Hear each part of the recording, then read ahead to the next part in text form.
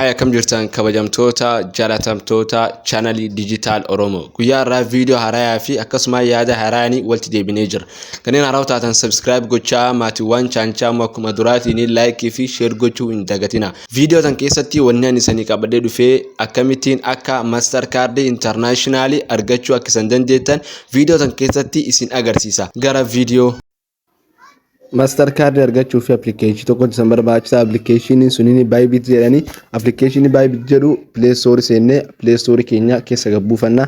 Play Store bakka search sun deemne bakka search sun irra dhoofne raani Bybit enna kanaatiin Bybit enna kanaatiin search goona. Erga inni kan nu gabbaasa inni kana install goona. Amma obbee jira erga inni obbee open kajen dhoofne irra seenna. Raani allow kajer kana irra dhoofna. Yookiin ammoo bakki xiqqoo cinaa tana ta Google tana irra dhoofna bakkam Google tana irra dhoofne email keenyaanii register goonechu email keenyaanii sign up goonechu